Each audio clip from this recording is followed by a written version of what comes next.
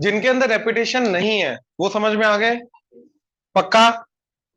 Dictionary ordering का मतलब समझ में आ गया, बेसिक मीनिंग, राइट? अब रेपिटेशन है, अब अगेन रेपिटेशन अगर है तो इनको जब मैं रोटेट करूंगा आपस में, राइट, अरेंज करूंगा, तो ऑब्वियसली कुछ एस से शुरू होंगे, कुछ यू से, कुछ आर से, कुछ आई से, कुछ टी से। अब दो दो आई है, ऐसा नहीं बोल सकता पहले वाली आई से अलग केसेस बनेंगे, सेकंड वाली आई से अलग केसेस बनेंगे, because both the eyes are same. तो वो केसेस को सेम ही काउंट करूंगा। ये समझ में आया? अब ध्यान से देखना, अल्फाबेटिकली सबसे पहले क्या आएगा, फिर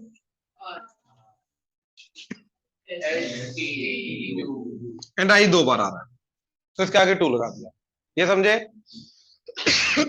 अब आई से स्टार्ट होने वाले जो केसेस हैं, ठीक है, प्लीज फोकस। आई से स्टार्ट होने वाले जो केसेस हैं उसके लिए मैंने क्या किया, एक आई को पहले फिक्स कर दिया फर्स्ट पोजीशन पे, बाकी कितनी पोजीशन बची? अब यहां पे किनको अरेंज करना है मेरे को, यहां पे किनको अरेंज करना है? एक आई तो चला गया, अब ये फिक्स हो गया, इसको नहीं अरेंज करना, बाकी क्या बचा?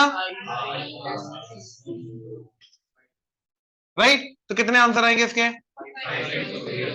हाँ या ना? दैट इज, तो भैया इनको अच्छा अरेंज करके टोटल केसेस कितने जाएंगे? 6 फैक्टोरियल बाय, दैट इज, तो 360 में से पहले 120 केसेस भैया आई से स्टार्ट होने वाले होंगे। ये समझ में आया? ये हाँ था ना था? हाँ, गुड, क्लियर है, श्योर। नेक्स्ट, अब आर को फिक्स कर दिया, तो आर को फिक्स करने के बाद क्या जाएगा? Double I S T you, इनको रीअरेंज करना, 5 फैक्टोरियल बाय, दैट इज 60। इसके 60 हो गए। अब पहले वाले में अब ध्यान से देखो, अगर मान लो मेरे पास वर्ड था A B C D E, जिसके अंदर सारे के सारे लेटर्स अलग थे, तो ए से स्टार्ट होने वाले कितने केसेस थे? इनको अरेंज करके बी से, सी से, डी से, ई से, टोटल दैट इज 120, और ये बन गया 24 24 24 24 24।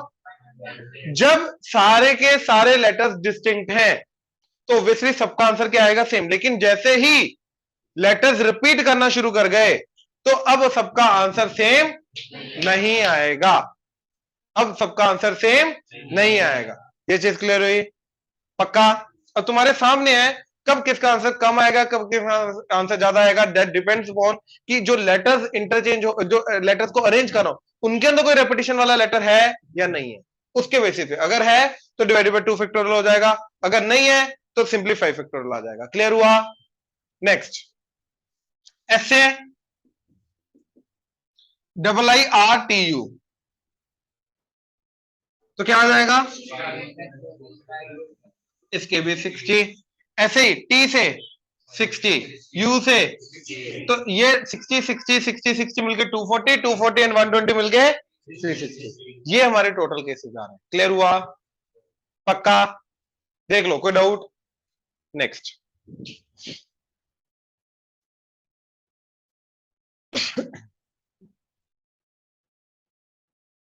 अब अगेन दो चीजें हैं जो हमें देखनी है, पोजीशन, उस पे वर्ड, वर्ड उसकी पोजीशन। ठीक है, पहला एक काम करते हैं, पहले एक वर्ड लेते हैं। ठीक है, कौन सा वर्ड लोगे? बोल भाई। हाँ,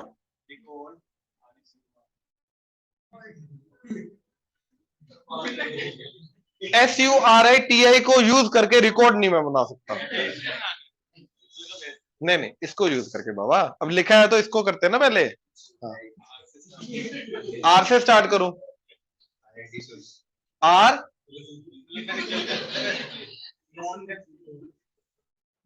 स्पेल करो, RIS, बोल बोल भाई, इसकी पोजीशन बतानी है क्या होगी, ये समझे? अब अगेन पोजीशन बनाने का तरीका सेम रहेगा क्या? इस वर्ड तक पहुंचने से पहले पहले जितने केसेस आ जाएंगे उन सबको काउंट करेंगे, प्लस 1 इसकी खुद की पोजीशन के लिए। ये क्लियर हुआ? श्योर? तो सबसे पहले आई से स्टार्ट होने वाले कितने केसेस आए, तो ये तो चले गए। अगले आर से स्टार्ट होने वाले केसेस आए, तो मैंने आर को फिक्स कर दिया। 1960 केसेस में से ये वाला वर्ड होगा हमारा, हाँ या ना, राइट। तो मैंने आर को फिक्स कर दिया, अब आर बचा नहीं। अब सबसे पहले आगे क्या आएगा, I, R S, are you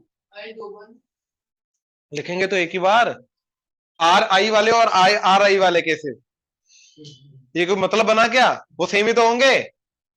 आई को 2 बार क्यों काउंट करेंगे, हर बार क्या इतना काउंट करेंगे, एक ही बार करेंगे दो, क्योंकि दोनों आई क्या है, सेम। तो आर आई से स्टार्ट होने वाले केसेस चाहिए, राइट। तो अब आर आई को इधर फिक्स कर दिया, अब बाकी क्या बचा, एक आई अभी भी बचा, एंड और क्या बचा, एस टी यू। तो आई एस टी यू को इधर अरेंज करके कितने केसेस आएंगे, दैट इज 24 केसेस। ये क्लियर है। अच्छा, इधर आर एस को फिक्स कर दिया, तो 2 केसेस, 1 केस 1 केस, तो आई आई टी यू, तो क्या आ गया, बाय 2, दैट इज 12 केसेस। इधर भी 12, इधर भी 12 केस। अपने को क्या जाना है, आर आई, तो अपने को यहीं पे जाना है, यही पहले 24 केसेस में हमारा आंसर है, हाँ है ना। इसके पहले कुछ आया क्या, नहीं। इनफैक्ट आर एस से होता तो इससे पहले 24 आ जाते, आर टी होता तो पहले 24 एंड 12 आ जाते, लेकिन ये तो सबसे पहली वाली सीरीज का ही आ रहा है, तो अब कुछ भी ऐड नहीं करूंगा। तो अब मैंने क्या किया, आर आई को फिक्स कर दिया, तो एक आई मेरा अब चला गया, I am still left with 1 आई, ये समझे। अब अगला लेटर आर आई फिक्स हो गया, 1 2 3 4। अब अगला क्या आएगा, सबसे पहले आई, फिर आएगा S T you, are I R I R आई, अपने को चाहिए एस तक, अपने को ये चाहिए। तो आर आई आई से शुरू होने वाले जो वर्ड होंगे वो इसके पहले पहले आ जाएंगे, तो उनकी पोजीशन को ऐड करेंगे। तो आर आई आई अगर आ गया तो क्या बचा, एस यू टी, तो इनका क्या आ जाएगा, तो ये अब केसेस इसके अंदर ऐड हो जाएंगे, तो क्या आ जाएगा 6। अब एस चाहिए था, यही वाला वर्ड है, तो एस को फिक्स कर दिया, बचा आई टी यू। तो सबसे पहले आएगा आई, फिर टी, फिर you, are I S, are I S. Clear हुआ, श्योर। अच्छा, अब अगर हमें क्या चाहिए, यू, तो हमें इसका मतलब यू चाहिए, तो इसका मतलब ये वाले केसेस, ये वाले केसेस आगे आ गए, तो इनको भी ऐड करेंगे। अब आर आई एस आई आ गया, तो क्या बचा, टी यू, टी यू को अरेंज करके आर आई एस टी आ गया, तो बचा आई यू, तो उसके भी 2 फैक्टोरियल, तो 2 and 2, तो पहले 4 केसेस आ गए। अब यू को भी फिक्स कर दिया, बचा आई एन टी। अब पहले आएगा I, are I S U, फिर आएगा टी। अब अगर आई इधर आ गया तो टी इधर आएगा, टी इधर आ गया तो आई इधर आएगा। अपने को चाहिए ये वाला, इसके पहले एक और आ गया तो +1, और इसकी खुद की पोजीशन के लिए +1, तो फाइनल क्या आंसर आया 132। तो भैया इसकी पोजीशन आ गई 132। समझ में आया कैसे कैलकुलेट किया, श्योर। अच्छा, अब ये नोट करो, इसके साथ साथ तुम्हें इसकी पोजीशन निकालनी है।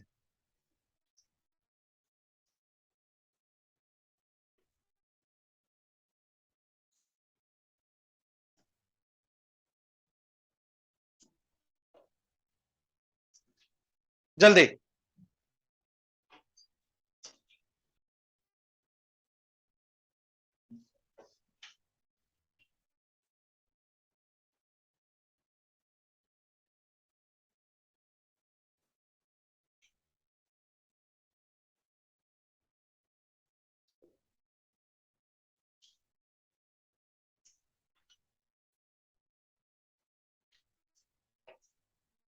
ठीक है प्लीज इधर। तो सबसे पहले स्टार्ट होंगे आई से 120। अपने को कहां पे जाना है, टी पे, तो इसके पहले कितने आ गए 240, 120, 20, 20, 240, ये आ गए। आई से स्टार्ट होने वाले, आर से स्टार्ट होने वाले, एस से स्टार्ट होने वाले, हाँ या ना। चलो, अब इसके बाद किससे स्टार्ट होने वाले चाहिए अपने को, टी, तो टी को फिक्स कर दिया, तो दैट मीन्स टी गया। अब क्या आया, सबसे पहले आएगा आई, फिर आएगा आर, फिर आएगा एस, फिर आएगा, अपने को क्या चाहिए, टी आई, अपने को ये चाहिए, इसके आगे कोई भी नहीं आया, एक आई फिक्स हो गया, तो ये गया, तो बचा आई आर एस यू, तो इसके बाद आएगा I R S U, TI TI TI, क्या चाहिए अपने को? TIS। तो पहले ये वाले दो आ गए। अब देखो TII अगर आ गया तो बाकी आएगा RSU, तो that is 3 factorial 6 cases. TIR अगर आ गया तो ISU, तो यानी कि सॉरी 6 केसेस 3 फैक्टोरियल, तो 6 केसेस, तो 12 केसेस ऐड हो गए। अब S को फिक्स कर दिया, बाकी बचा IRU। तो पहले I आया, फिर R आया, फिर U आया। अपने को क्या चाहिए? तो I से शुरू होने वाला क्या आएगा? RU। तो 2 केसेस, 2 फैक्टोरियल 2 केसेस, तो 2 केसेस और आ गए। R को फिक्स कर दिया। अब बचा IU, तो पहले I आएगा, फिर आएगा U।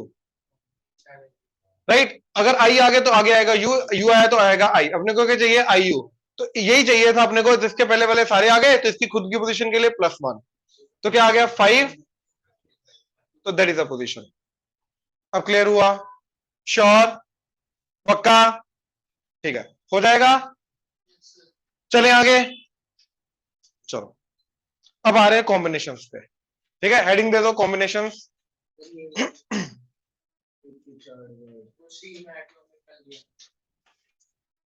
पोजीशन का कर लेते हैं, कोई बात नहीं। हटाऊं ये? चलो,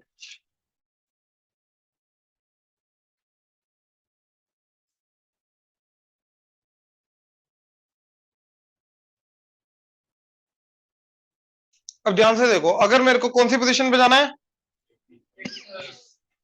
अब मेरे को पता है 83rd जो है वो ऑब्वियसली फर्स्ट 120 में से होगी, हाँ या ना? तो my word must start with I. तो आई को फिक्स कर दिया, हाँ या ना? श्योर? ठीक है। अब आई को फिक्स करने के बाद सबसे पहले क्या आएगा? I R S T U. I से स्टार्ट होने वाले कितने होंगे?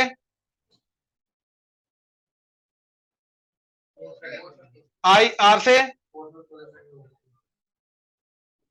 भाई दो डबल आई नहीं आ रहा, एक आई इधर आ चुका है और इधर ऑब्वियसली एक ही आई आएगा, तो उनको अरेंज नहीं कर सकते ना।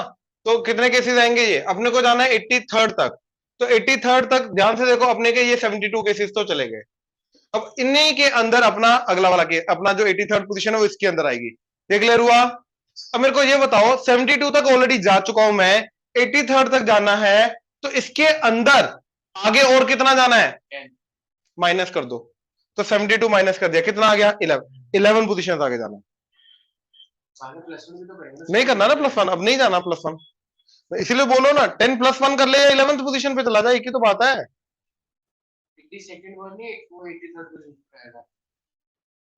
82nd वर्ड 83rd पोजीशन पे आएगा? कैसी बातें कर रहा है? क्यों +1? +1 तो उसकी खुद की पोजीशन है ना, तो 83rd पोजीशन पे अगर तेरे को जाना है तो 83rd वाले वर्ड आएगा ना, 82nd वाला वर्ड क्यों आएगा? वर्ड की तो पोजीशन वही रहेगी ना, बात समझ। ये क्लियर हुआ? तो 72 पोजीशन ऑलरेडी जा चुकी है, तो आगे कितनी और पोजीशन जाना है? 11। माइनस कर दो बस 11। तो यानी कि इन 4 केस फैक्टोरियल 24 केसेस में कितनी पोजीशन जाना है मेरे को? 11। ये समझ में आया? पक्का? नेक्स्ट, अब इसको एक्सप्लोर करो, यानी कि आई टी को फिक्स कर दिया, तो टी भी गया, एक आई गया, एक टी गया, तो क्या बचा? आई आर एस यू। तो पहले आई, फिर आर, फिर एस, फिर you. I T I T I T. अब इधर कितने आ जाएंगे? 6 6 6 6, 3 फैक्टोरियल, ये मिलके बनेंगे 24। अब मेरे को 11th पोजीशन पे जाना है, तो ये टोटल 12 हो जाएगा, तो नहीं जा सकता, तो पहले 6 पोजीशंस चली गई, राइट? तो 6 पोजीशन और चली गई 5th, यानी कि इन 6 केसेस में से 5th केस पे जाना मेरे को, हाँ या ना? ये समझ में आया? तो इसका मतलब आर फिक्स हो गया, आर भी गया। अब बचा आई एस यू, तो अब आएगा आई, फिर एस, फिर you, I T R, I T R. अब अगर इधर देखो, इधर 2 केसेस 2 केसेस 2 केसेस, तो इसमें से 5th केस पे जाना है, यानी कि इसके फर्स्ट केस पे जाना है, हाँ या ना? इसके फर्स्ट केस पे जाना है, तो मेरा यू फिक्स हो गया, तो बचा आई एस। अब इसके फर्स्ट केस पे जाना है, तो इधर आएगा आई, इधर आएगा S, I T R you, इधर आई आया तो इधर एस, इधर एस आया तो इधर आई, तो फर्स्ट केस आ गया ये, तो मेरा आंसर आया I T R you I S. Clear हुआ कैसे जाना है? हो जाएगा? चलो क्लियर है बाबा। अब इनकी प्रैक्टिस करेंगे आज होमवर्क में दोबारा। आगे लिखो, हेडिंग दो, कॉम्बिनेशन।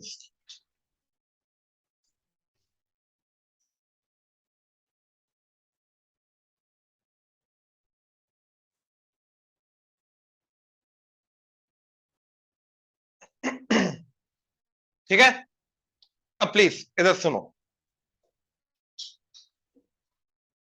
भाई, combination.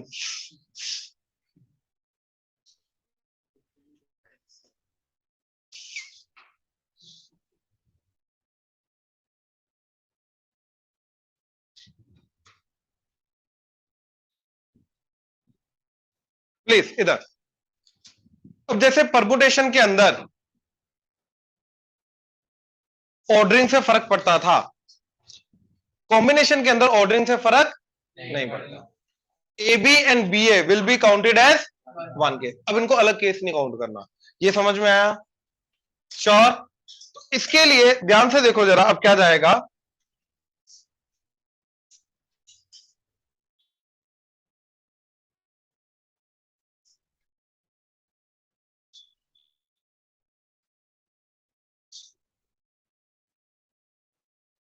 परमुटेटिंग r things out of n, that would be equal to, देखो permuting r things out of n का मतलब क्या है? एन में से आर चीजों को पहले सिलेक्ट करना और वो आर सिलेक्टेड चीजों को क्या करना है? अरेंज। तभी जाके परमुटेशन होगा। अगेन पहले एन में से आर चीजों को सिलेक्ट करना है, चूज करना है, फिर उन चूज की गई आर चीजों को क्या करना है? परमुटेट, तब जाके मेरा आएगा परमुटेशन। तो सबसे पहले परमुटेशन के लिए क्या करना है? Choosing r things out of n and arranging those are selected things। I hope clear हुआ। इसी से हमारा फॉर्मूला जनरेट होगा। ठीक है, तो permuting r things out of n क्या जाएगा? एन। अब ये क्या जाएगा अपना? N C r. इसको लिखने का तरीका एनसीआर, मतलब choosing r out of n. अब जिन आर को चूज किया उन्हीं आर को अरेंज करने का तरीका, आर चीजों को आपस में अरेंज करने का तरीका। अब मेरे को ये भी करना है एंड ये भी करना है, तो मल्टीप्लाई। एंड होता है तो मल्टीप्लाई आता है, और होता है तो प्लस आता है। ये क्लियर हुआ? अब देखो यहां से मेरे को एनसीआर का फॉर्मूला मिल जाएगा। कैसे? क्योंकि एनपीआर का फॉर्मूला क्या होता है? एन फैक्टोरियल बाय, ये इसको डिवाइड कर दो, क्या आ जाएगा? R factorial, that is your NCR. क्या? ऊपर का ऊपर फैक्टोरियल, नीचे का नीचे फैक्टोरियल, दोनों के डिफरेंस का नीचे फैक्टोरियल। ये क्लियर हुआ? अब देखो तीन में से दो चीजों को चूज करने का तरीका, दैट मस्ट बी, देखो या तो ए बी चूज कर लो, या तो बीसी कर लो, या तो एसी कर लो। ऑर्डरिंग नहीं करनी अब, या तो ए बी, या तो बीसी, या तो एसी। हाँ या ना? तो कितने तरीके हैं तीन में से दो को चूज करने के? तीन। इसका आंसर 3 आ जाना चाहिए। Let's see. ऊपर का ऊपर फैक्टोरियल 3 फैक्टोरियल, नीचे का नीचे फैक्टोरियल 2 फैक्टोरियल, दोनों का डिफरेंस 1, तो 1 फैक्टोरियल। क्या आ गया? 6 2 1, तो 3। बिल्कुल आ गया। क्लियर हुआ? श्योर? देख लो। राइट, अब इसका कुछ पर्टिकुलर रूल्स हैं, वो ध्यान से देखना। अभी मैं कुछ रूल्स बता रहा हूं, बाकी कंप्लीट रूल इसके बाद बताऊंगा। पहले NC0 का आंसर क्या होगा, ये याद रखना है इनको तुम्हें। ठीक है, NC0 का आंसर मतलब 2C0 3C0 4C0 5C0। Right, इनका आंसर क्या आएगा? n factorial by 0 factorial n minus 0। ये कटा तो 0 फैक्टोरियल क्या होता है? तो NC0 भैया 1 होगा। 2C0 3C0 4C0 100C0 जितना मर्जी कर लो, इनका आंसर क्या आएगा? 1। ये क्लियर है? Sure? Next second, NCN। NCN क्या आएगा? ऊपर का ऊपर फैक्टोरियल, नीचे का नीचे फैक्टोरियल, दोनों का डिफरेंस 0, तो 0 फैक्टोरियल। क्या आएगा? 2C2 3C3 4C3 100C 100, सबका आंसर क्या आएगा? 1। थर्ड NC1, तो n में से एक चीज को चूज करना है, तो क्या आएगा? n factorial 1 factorial n minus, तो ऊपर n फैक्टोरियल का क्या आया?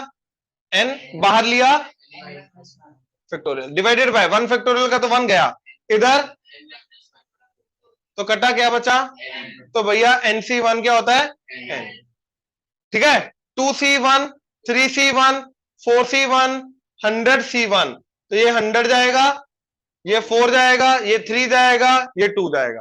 क्लियर हुआ। अब फोर्थ NCN-1, ठीक है, मतलब नीचे वाला जो नंबर है वो ऊपर वाले से एक कम होना चाहिए। ऊपर n है तो नीचे क्या n-1, एक कम होना चाहिए। जैसे 4C3, 100C99, इस तरीके से। इसका भी आंसर क्या जाएगा, n जाएगा। कैसे, ऊपर को ऊपर फैक्टोरियल n फैक्टोरियल, नीचे का नीचे n-1। अब दिस माइनस दिस करोगे क्या आएगा, 1, 1 माइनस ऑफ -1 +1 हो जाएगा, और 1 का फैक्टोरियल। अब n फैक्टोरियल में से n बाहर लिया तो क्या बचा, n-1 फैक्टोरियल कटा तो बचा n, तो डायरेक्टली आंसर n आ गया। ये समझे, तो इसका आंसर क्या आ जाएगा, 4NCN-1 का आंसर n आएगा, दैट इज 4।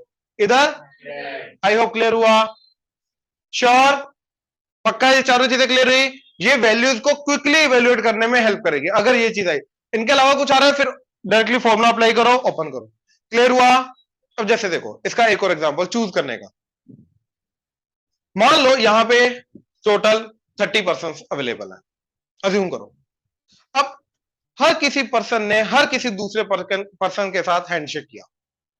अब यार मैं लक्ष्य के साथ हैंडशेक कर रहा हूं, लक्ष्य मेरे साथ हैंडशेक कर रहा है, it's one and the same thing, क्योंकि डिफरेंट केसेस थोड़ा ना हुए, क्योंकि हैंडशेक तो एक ही हुआ ना। तो इसका मतलब यह है कि दो पर्संस को पकड़ के उनकी ऑर्डरिंग नहीं करनी है, लक्ष्य Munish, Munish Lakshya will be considered as one.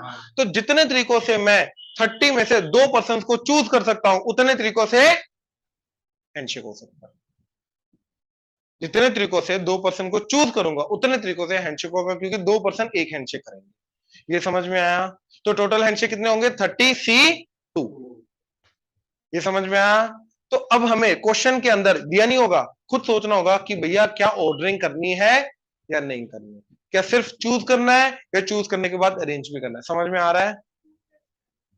दो पर्सन मिलके एक हैंडशेक करेंगे ना, एक हैंडशेक कैसे होगा, दो पर्सन से, तो दो पर्सन को चूज कर लो, उतने हैंडशेक होंगे, बात खत्म। क्लियर हुआ। पहले नोट करो,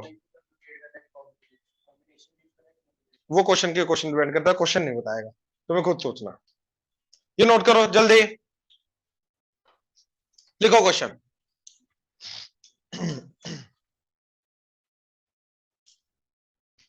How many triangles can be formed?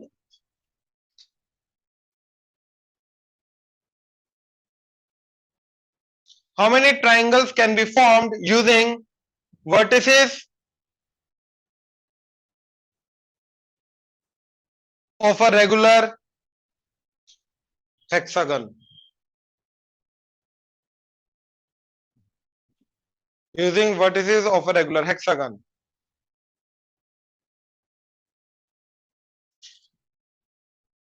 अब सोचो एक ट्रायंगल को बनाने के लिए कितने वर्टिसेस चाहिए होते हैं, कितने अवेलेबल हैं, तो 6 में से जितने तरीकों से मैं 3 वर्टिसेस चूज कर सकता हूं उतने ही मेरे यूनिक ट्रायंगल बन सकते हैं, राइट। तो क्या आंसर आएगा इसका, number of ways of choosing 3 vertices out of the 6 word, क्योंकि 3 वर्टिसेस मेरे ट्रायंगल बनाएगा, तो 6C3 दैट इज। और जो मैंने अभी बोला है वही तुम्हें इंग्लिश लैंग्वेज में वहां पे एक्सप्लेनेशन देनी है, क्या, number of triangles would be equal to number of ways of choosing 3 vertices out of the given 6 vertices, because 3 vertices will form the triangle, that's it।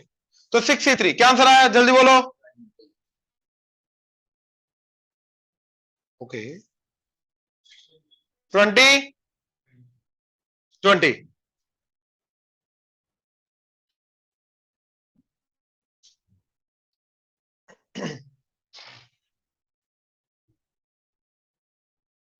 चले।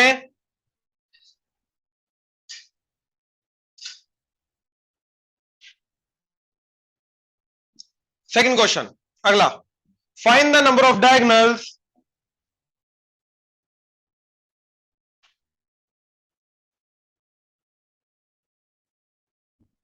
in a regular polygon of n sides।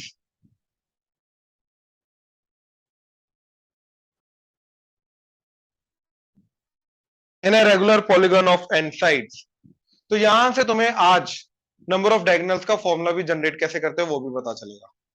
ठीक है, रटने की जरूरत नहीं है, यहां से तुम निकाल सकते हो अगर तुम्हें मेथड आता है। प्लीज इधर देखो, इधर देखो यार, जो डायगोनल्स हैं एट द एंड वो है तो स्ट्रेट लाइंस, जो डायगोनल्स हैं एट द एंड वो है क्या, स्ट्रेट लाइन, राइट। और स्ट्रेट लाइन को बनाने के लिए कितने पॉइंट्स चाहिए होते हैं, हमारे पास कितने वर्टिसेस अवेलेबल हैं, एन साइडेड है तो कितने वर्टिसेस होंगे, एन, हाँ या ना। अब जितने तरीकों से मैं एन वर्टिसेस में से 2 वर्टेक्स चूज कर सकता हूं उतनी मेरी लाइंस बनेंगी, हाँ या ना, राइट। तो NC2 is equal to number of lines formed, हाँ या ना। अब भैया ध्यान से देखना, अगर ये 4 हैं तो इनके 2 पॉइंट्स को चूज करके जो लाइंस बनेंगी वो 2 टाइप की होंगी। प्लीज इधर फोकस, या तो वो होगी डायगोनल या तो वो होगी साइड, साइड, साइड, जैसे क्वाड्रिलेटरल बनेगा ना, या तो वो होगी डायगोनल या तो होगी साइड, हाँ या ना। क्योंकि 2 पॉइंट्स को कनेक्ट करके जो लाइन बन रही है वो भैया डायगोनल भी बन सकती है, वो साइड भी, इसमें कोई डाउट। तो that so this number of line should be equal to number of side plus number of diagonals. तो NC2 जो आएगा मेरा वो number of sides plus number of diagonals के बराबर होगा, यहां तक कोई डाउट, श्योर। अच्छा मेरे को ये बताओ एन साइडेड फिगर के अंदर कितनी साइड्स होती हैं, तो भैया इसका क्या आंसर आएगा, एन। इसको उधर ले जाओ, नंबर ऑफ डायगोनल्स आ गए, तो नंबर ऑफ डायगोनल्स कितने आए, डन। अब NC2 क्या होता है अपना, n factorial by minus n, n बाहर लिया तो क्या बचेगा, n-1, n-1 बाहर लिया तो क्या बचेगा, n-2 factorial divided by 2 factorial is 2, n-2 factorial minus n, ये कटा तो क्या बना, n into n-1 by 2 minus n, तो ये बन गया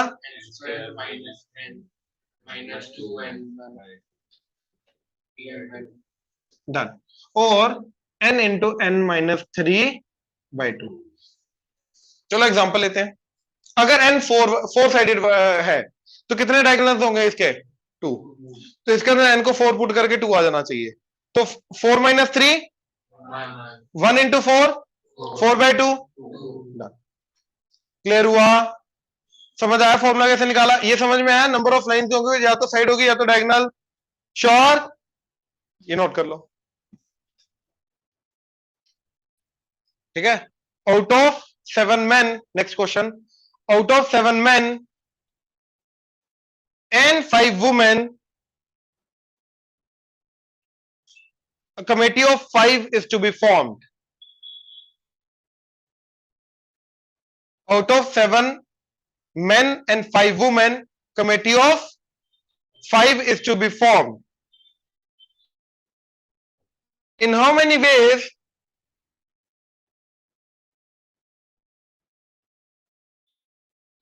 this can be done?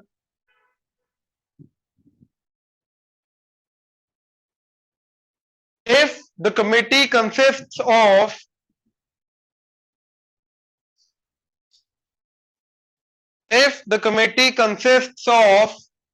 first case 2 women, second case at least 1 woman.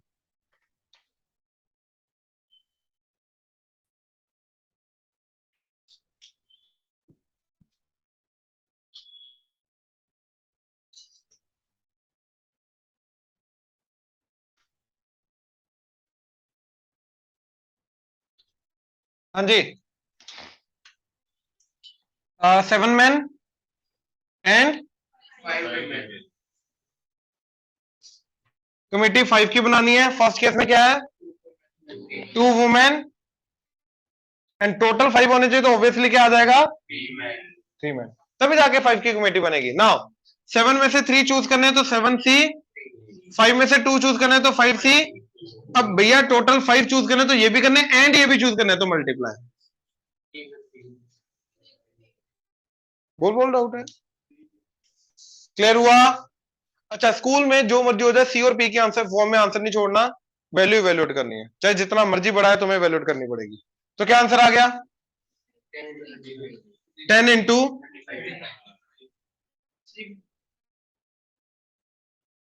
हाँ तो 350। अब सेकंड केस देखो यार, बड़ा इंटरेस्टिंग केस है, प्लीज ध्यान से देखना, सारे छोड़ दो, अरे छोड़ दो, सेकंड केस बड़ा इंटरेस्टिंग है, उसके दो मेथड है करने के, प्लीज इधर। तो अब अपने को क्या करना है? एटलीस्ट वन, पांच में से एटलीस्ट कम से कम एक वुमेन होनी चाहिए। तो देखो, या तो एक होगी, या तो दो होगी, या तो तीन, या तो चार, या तो पांच की पांच। अगर एक वुमेन है तो मैन 6, टोटल टोटल कितने चाहिए भैया? 5 की कमेटी। तो इधर इधर इधर आइदर दिस और दिस और दिस और दिस और दिस। और के केस में क्या करते हैं हम? एडिशन। तो ये केस क्या आ जाएगा? 7 में से 4 सेलेक्ट करने, तो 7C 5C। अब टोटल 5 सेलेक्ट करने, ये भी करने एंड ये भी करने, तो मल्टीप्लाई। अब ये वाला 7C3 5C2। अब ये वाला 7C2 5C3 7C1 5C4 7C0 5C5। अब आइदर दिस और दिस और दिस और दिस और दिस, तो क्या करेंगे? एडिशन। डन। बहुत लंबा गया, एवेल्युएट करना ज्यादा मुश्किल हो जाएगा। अब एक और केस सुनो इसका, इसका ऑल्टरनेट मेथड, ठीक है? प्लीज इधर। अब अगर ये समझो कि 7+5 कितने हो गए? तो 12% में से मैंने अगर 5 को चूज कर लिया, तो इसके अंदर वुमेन के अकॉर्डिंगली क्या क्या केसेस आएंगे भैया? इधर इधर वुमेन के अकॉर्डिंगली क्या क्या केसेस आएंगे? आइदर 0 वुमेन और 1 और 2 और 3 और 4 और, यही केसेस होंगे। अगर मैंने 5 को रेंडमली चूज किया, टोटल में से सारे के सारे जितने भी पर्सन अवेलेबल हैं, उनमें से टोटल मैंने 5 चूज कर लिए, तो उसके अंदर या तो भैया कोई भी वुमेन नहीं होगी, या तो एक होगी, या दो, या तीन, या चार, या पांच, क्योंकि मैक्सिमम 5 ही है, राइट? अब अपने को चाहिए ये सारा का सारा, हाँ या ना? तो मैं क्या करूंगा? ये वाला माइनस कर दूंगा। और 0 वुमेन वाला क्या केस आएगा? सारे के सारे मैन। तो क्या आ जाएगा? सारे के सारे मैन। इसको इधर ले आओ, तो क्या आंसर आ गया? 12C5 minus. तो this is answer of at least one women. इन सबको ऐड कर लो और इसका वैल्यू कैलकुलेट कर लो, yes you will get the same answer, 771। करके देख लेते हैं इसका। तो 12 factorial divided by 5 factorial 7 factorial minus 7 factorial by 5 factorial 2 factorial. अब ध्यान से देखो, 12 बार आया तो 11 फैक्टोरियल, 11 बार आया तो 10, 10 बार आया तो 9, 9 बार आया तो 8, 8 बार आया तो 7 फैक्टोरियल, एंड इधर आ गया 5 फैक्टोरियल, ये कटा। अब 5 factorial 1 into 2 into 3 into 4 into 5, अब 5 2 दा 10 और 4 3 दा 12, 12 कटा, तो कितना आ गया? 7 8 into 9 72 into 11 792 माइनस ये कटा, तो 7 बार आया तो 6 फैक्टोरियल, 6 बार आया तो कट गया, 2 कटा तो 21, तो 21 माइनस किया तो ये सेकंड का आंसर 771 है। इन सबको ऐड करोगे तब भी 771 आया। किसी ने इससे किया? सबने माइनस किया? श्योर? इससे 771 आ रहा है, परफेक्ट। क्लियर हुआ? कॉम्बिनेशन क्लियर हो रहा है? बट ये क्लियर हो रहा है कि इनके अंदर परमुटेशन नहीं करना था, ये सारे क्वेश्चन के अंदर सिर्फ चूज ही करना था। ये कंसेप्ट क्लियर हो रहा है? पक्का? नेक्स्ट लिखो, क्वेश्चन लिखो। लक्ष्य क्लियर हो रहा है?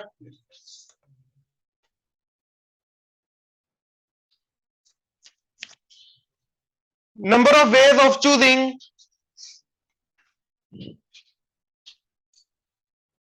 number of ways of choosing 4 cards out of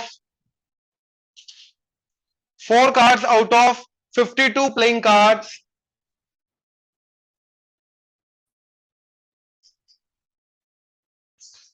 Number of ways of choosing 4 cards out of 52 playing cards.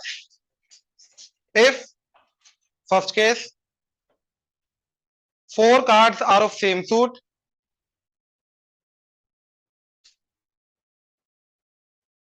4 cards belong to 4 different suits.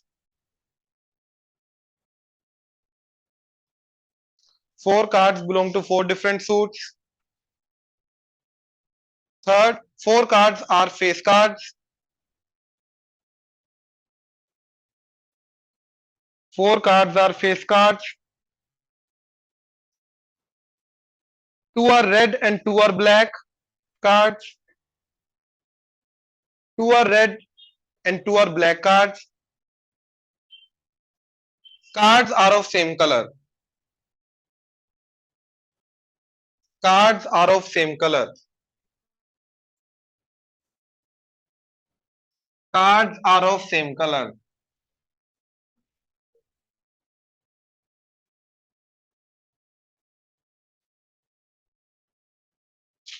अब ध्यान से सुनना, ठीक है।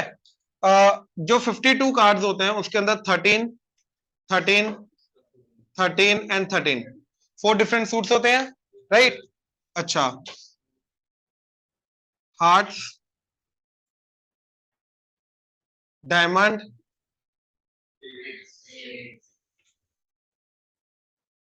स्पेड,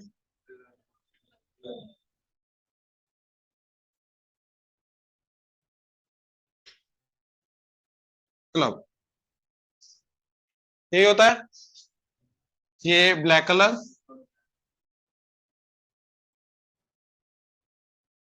राइट, एंड ये दोनों रेड कलर। अब इसके अंदर A2 3 सोन्टेल 10 जैक क्वीन किंग, तो फेस इन तीनों पे होता है। इसमें ना फेस होता है ना नंबर होता है, और ये सारे के सारे नंबर होते हैं, हाँ है ना। अच्छा, अब सबसे पहले क्या है, फर्स्ट केस। अब चारों के चारों सेम सूट होने चाहिए, या तो ये या तो ये या तो ये या तो ये। तो आइदर 13C4 और 13C4 और 13C4 और, तो प्लस हो जाएगा, क्या आ जाएगा, 4 इंटू 13C4, डन। क्लियर हुआ, श्योर। अगला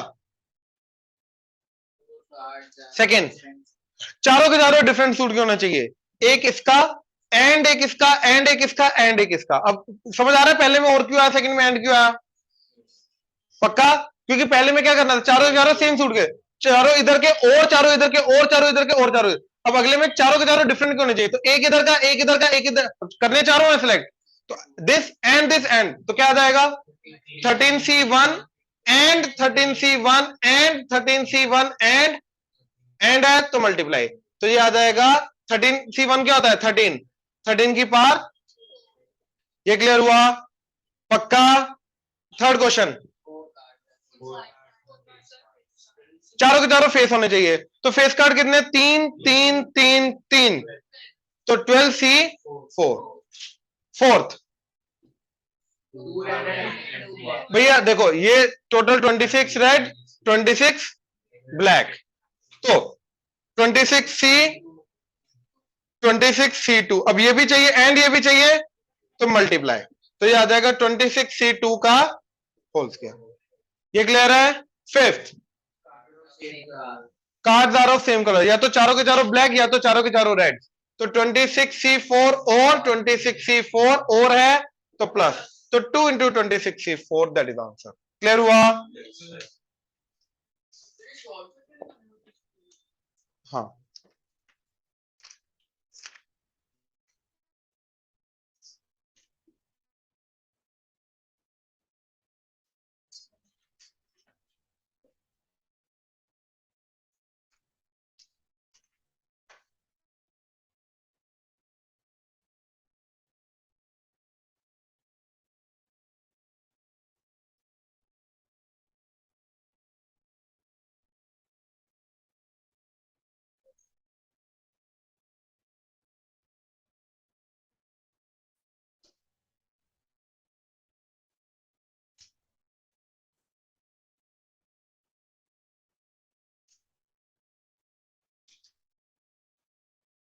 $17.2, चलो डन, थैंक यू।